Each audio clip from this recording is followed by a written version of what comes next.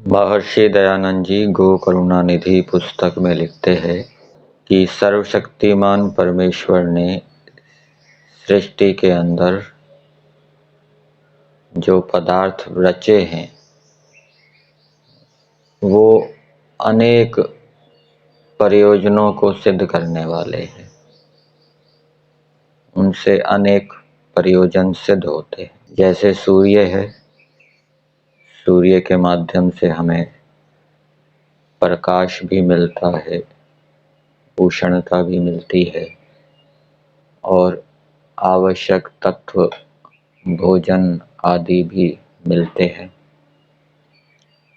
ऐसे ही जल है, जल से हमें प्यास शांत करने के लिए सहायता मिलती है। जल से भोजन बनता है, जल से मकान आदि पदार्थ बनाए जाते हैं। और ये भी लिखा है कि परमेश्वर ने जिस जिस प्रयोजन के लिए जो जो पदार्थ रचा है उस प्रयोजन के लिए उस पदार्थ का प्रयोग करना न्याय है, अन्यथा अन्याय। परमेश्वर ने भोजन, अन्न आदि बुद्धि बल को बढ़ाने के लिए रचा है, जिससे कि उनका उपयोग करके हम बुद्धि बल को बढ़ाएं।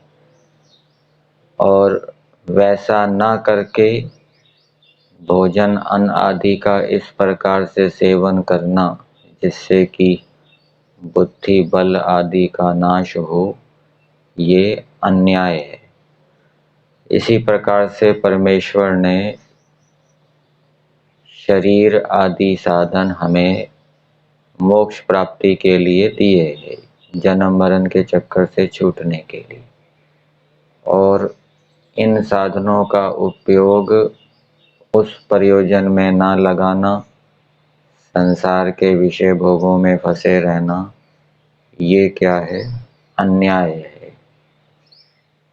और तीसरी बात लिखी है कि परमेश्वर ने जिस प्रयोजन के लिए जो पदार्थ रचा है उससे पूर्ण प्रयोजन सिद्ध करना चाहिए।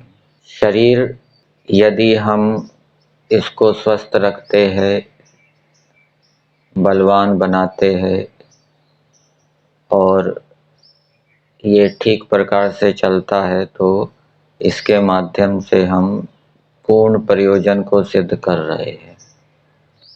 और शरीर को बीच में ही नष्ट भ्रष्ट कर देना, खराब कर देना, तो शरीर से पूरा प्रयोजन सिद्ध नहीं हुआ।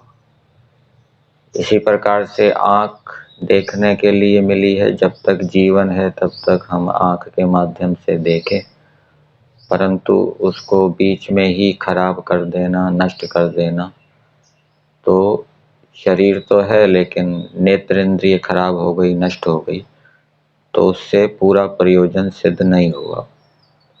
इसी प्रकार से गाय आदि पशु हैं, उनसे दूध, खेती आदि के प्रयोजन सिद्ध होते हैं और उनको बीच में ही नष्ट कर देना खाने के लिए या अन्य किसी प्रयोजन से, तो वो पूर्ण प्रयोजन सिद्ध नहीं हुआ।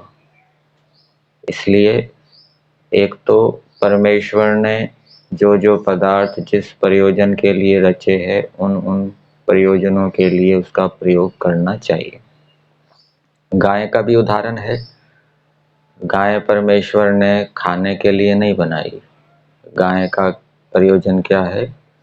उसके दूध, घी आदि के सेवन से हम बल बुद्धि को बढ़ाएं, गोबर मूत्र आदि के माध्यम से हम चिकित्सा करें, खेती आदि करें, इस प्रयोजन के लिए बनाई है।